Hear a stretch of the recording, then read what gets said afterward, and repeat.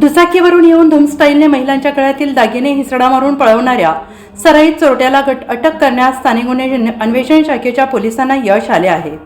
महादेव शंकर पवार, वय वर्ष 30, राहणार श्रीपूर, तालुका माळशिरस, जिल्हा सोलापूर असे चोरट्याचे नाव आहे।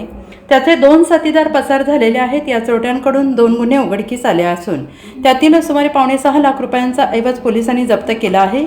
ही कारवाई विटा येथे करण्यात आली।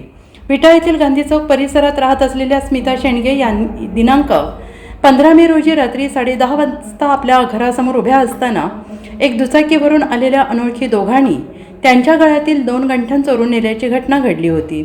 या गुन्ह्यातील चोरट्यांचा शोध घेण्यासाठी स्थानिक गुन्हे अन्वेषण शाखेचे पोलीस संजीव झाडे यांनी सहाय्यक पोलीस निरीक्षक राजेंद्र यादव यांच्या पथकाला मार्गदर्शन केले होते। हे पथक विटा विभागामध्ये पेट्रोलिंग करत असताना त्यांच्या पथकातील अंमलदार प्रमोद साखरपे आणि हनुमंत लोहार यांना सराईत चोरटा महादेव पवार हा जबरी चोरीमधील सोन्याचे दागिने विक्री करण्यासाठी मोटारसायकलने विटा ते पारे रोडवरील बजरंगनगर येथे येणार असल्याची माहिती मिळाली।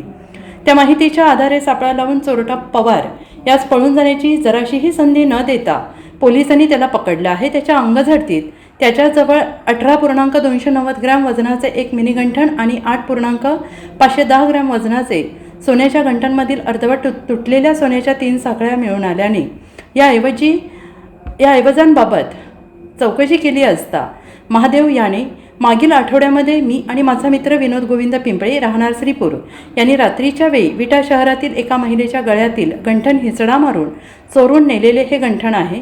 तसेच यापूर्वी देखील आम्ही विटा शहरामध्ये मकर संक्रांतीच्या सणाच्या वेळी पायी चालणाऱ्या महिलेच्या गळ्यातील सोन्याचे गंठण हिसडा मारून चोरून नेले आहे अशी कबुली दिली। सोन्याचे गंठण हे विनोद पिंपळे यांची आत्या मीनाबाई चव्हाण हिच्या मदतीने विक्री करून 1.5 लाख रुपये घेतल्याचे पवार यांनी म्हटलं आहे।